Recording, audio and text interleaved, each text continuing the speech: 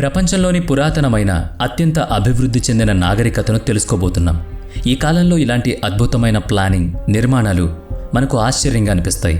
ఆ కాలపు ఇంజనీరింగ్, అద్భుతమైన ఓపెన్ బాత్రూమ్, జలాశయాల ఏర్పాటు, ఆధునిక డ్రైనేజీ వ్యవస్థలు, పక్కా ఇళ్ల నిర్మాణం వంటి కొత్త టెక్నాలజీలు నిజంగా అద్భుతం.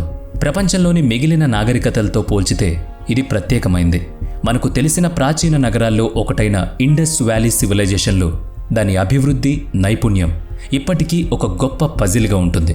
వారి గొప్ప నగరాలు, త్రివేణి నదుల కలయిక, దాంతోపాటు 4000 కిలోమీటర్ల దూరంలో ఉన్న ఇతర నాగరికతలతో వారి సంబంధాలు చాలా ఆశ్చర్యపరుస్తాయి. అయితే ఆ నాగరికత ఏమైపోయింది? ఈ ప్రశ్నకు ఇంకా సమాధానం దొరకలేదు. 1922లో ఆర్డి బెనర్జీ అనే ఆర్కియాలజిస్ట్ మొహెంజోదారోలో పరిశోధనలు జరిపారు. ఆ సమయంలో ఇంద్రా నది పరిసరాల్లో వేటకు వెళ్లిన బెనర్జీ అడవిలో ఒక చెట్టు కింద విశ్రాంతి తీసుకుంటున్న కొత్త శిల్పాలను చూశారు. దాని ద్వారా మనం ఈ నాగరికత గురించి మళ్లీ ఆలోచించాల్సి వచ్చింది. అప్పుడే ఒక వ్యక్తి ఆ అడవిలో నడుస్తూ వెళుతున్నప్పుడు అతని కాలికి ఓ బలమైన పదులైన బ్లేడ్ తగిలింది. అది చూసినప్పుడు సాధారణ రాయిలా కనిపించలేదు. కానీ తరువాత పరిశీలించి చూశాక అది సుమారుగా 4500 ఏళ్ల క్రితం బ్రాంజ్ ఏజ్లో ఉపయోగించిన ఫ్లింట్ స్కేపర్ అని తెలుసుకున్నారు. ఆ కాలంలో ఫ్లింట్ స్కేపర్ జంతువుల చర్మం తీసేందుకు లేదా ఇతర వస్తువులను కోయడానికి ఉపయోగించేవారు. ఈ పరికరం ఈ అడవిలో దాగి ఉన్న చరిత్రకి కీలకంగా మారింది. ఇది తెలిసిన తర్వాత ఆ ఆర్కియాలజిస్ట్ ఆ ప్రాంతాన్ని పరిశోధించడం మొదలుపెట్టారు. దారిలో ఒక వ్యక్తి వచ్చి తన గాడిద బండి నుంచి కొన్ని ఇటుకలు తీస్తున్నట్లు కనిపించాడు. అతను తీసుకువెళ్తున్న ఇటుకలు కేవలం ఇటుకలు కాదని, పురాతనమైనవి అని ఆ ఆర్కియాలజిస్ట్ గుర్తించారు. ఆ అడవికి క్రింద చాలా ప్రాచీన చరిత్ర దాగి ఉందని అప్పుడే అర్థమైంది. కొంతకాలం తర్వాత ఆ ప్రాంతాన్ని తవ్వేందుకు కొంతమంది స్థానిక కార్మికులను నియమించారు. వాళ్ళు 4 నెలల పాటు క్రమంగా తవ్వకాలు జరిపారు. ఆ తవ్వకాల్లో కొన్ని ఆసక్తికరమైన పురావస్తు విషయాలు బయటకొచ్చాయి. వీటి వల్ల ప్రపంచానికి సంచలన విషయాలు తెలిసాయి. ఆ తరువాత ఈ విషయాల పరిశీలన కోసం సీనియర్ సర్ జాన్ మార్షన్ను ఆర్కియలాజికల్ సర్వే ఆఫ్ ఇండియా ద్వారా పంపించారు. ఆయన ఈ ఆవిష్కరణలు నిజంగా చాలా దశాబ్దాల తర్వాత భూమి క్రింద కనుగొనబడినవని భావించారు. కానీ ఆయనకు ఈ రకమైన పురాతన వస్తువులు అప్పటికే ఆర్డి బెనర్జీ ద్వారా చూడడానికి అవకాశం వచ్చింది. ఈ సంఘటన జరిగిన ప్రదేశం మొహంజోదారో నుంచి 600 కిలోమీటర్ల దూరంలో ఉండేది. ఈ ప్రాంతం పురాతన నాగరికతకు సంబంధించిన ఆవిష్కరణలకు కేంద్రంగా మారింది. హరప్పాలో ఉన్న అవశేషాలు కూడా దయారామ్ సహానీ అనే ఆర్కియాలజిస్ట్ ద్వారా గుర్తించబడ్డాయి. అవి మొహెంజోదారో, హరప్పా కూడా పెద్ద పట్టణాలుగా ఉన్నట్టు నిరూపిస్తుంది. ఆ కాలంలో నాగరికతకు హరప్పా నాగరికత అని పేరు పెట్టారు. కానీ తరువాత దీనికి ఇండస్ సివిలైజేషన్ అని పేరు ఏర్పడింది. ఇండస్ నాగరికత 3771 సంవత్సరాల క్రితం వరకు ఉన్నట్టు తెలుస్తోంది. ఇది తూర్పు నుంచి పడమర దాకా 1600 కిలోమీటర్లు, ఉత్తరం నుంచి దక్షిణం దాకా 1100 కిలోమీటర్ల మేర విస్తరించి ఉంది. ఇది అప్పటి మెసొపొటేమియా నాగరికత కంటే పెద్దది. ఇండస్ నాగరికత కోంబైన్డ్ ఏరియాతో పోలిస్తే కూడా పెద్దగా ఉండేది. ఈ ప్రాంతం సుమారుగా 50 లక్షల జనాభాతో ఉండేది.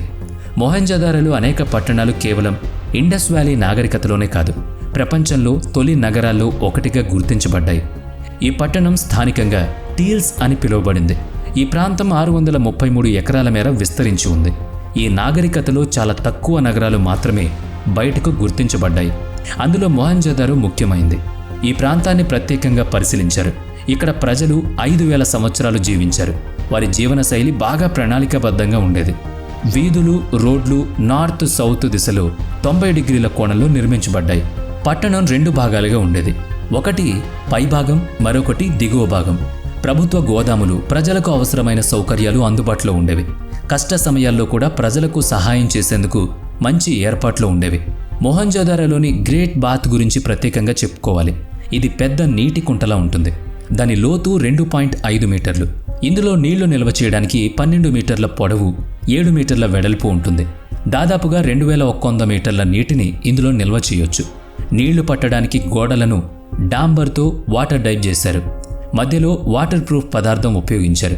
ఇది ఇప్పటికీ కూడా పనిచేస్తోంది. కుంట చుట్టూ కొన్ని పిల్లర్స్ కూడా ఉన్నాయి. ఈ నిర్మాణం ఒక పెద్ద నీటి కుండలా ఉంటుంది. దీని మీద ఒక పైకప్పు ఉంటుంది. అందులో నీరు నిల్వ చేయడానికి పెద్ద బావి ఉంటుంది. నీటిని బయటకు పంపేందుకు ప్రత్యేకమైన వ్యవస్థ కూడా ఉంది. ఈ నీరు పట్టణం బయటకు లేదా నదికి పంపించబడుతుంది. ఈ నిర్మాణం ఎందుకు ఉపయోగించేవారో ఇప్పటికీ ఎవ్వరికీ పూర్తిగా తెలియదు. కొందరు దీన్ని ఆధ్యాత్మిక కార్యకలాపాలకు ఉపయోగించేవారని చెబుతున్నారు. ఇది 4800 చదరపు అడుగుల వైశాల్యంలో ఉంది. ఇందులో 20 పెద్ద స్తంభాలున్నాయి. ఇది పెద్ద సమావేశాలకు లేదా పూజా కార్యక్రమాలకు ఉపయోగించేవారనే అనుమానాలున్నాయి. ఈ నగరం ప్లాట్ఫామ్లపై మాత్రమే కాకుండా వరదలతో పాటు మురికి నీటి నిర్వహణ కోసం ఒక కొత్త సాంకేతికతను కూడా అప్పట్లో అభివృద్ధి చేశారు. ప్రపంచంలో ఎక్కడా లేని విధంగా ఈ నగరంలో ప్రతి చిన్న ఇంటికి ఒక కనెక్టివిటీ, శ్రేష్టమైన డ్రైనేజ్ వ్యవస్థ ఉంది. ప్రతి చిన్న భవనం, ఇల్లు కూడా ఈ డ్రైనేజ్ వ్యవస్థకు అనుసంధానించబడి ఉంది. ఇదంతా ఆ కాలంలోని ఉన్నతమైన ప్లానింగ్కు ఒక సాక్ష్యం. ఆ కాలంలో ఆ డ్రైనేజ్ వ్యవస్థలో ప్రజలు బాగా కనెక్ట్ అయ్యారు. నగరంలోని నీటిని బయటకు పంపడానికి మొత్తం నగరంలో ఎత్తైన ప్లాట్ఫామ్స్ ఏర్పాటు చేశారు. ఈ వ్యవస్థ సాధారణ డ్రైనేజ్ సిస్టమ్ లాంటిది కాదు. ఇది ప్రతి కొద్దిపాటి దూరానికి ఒకటి ఉండేది.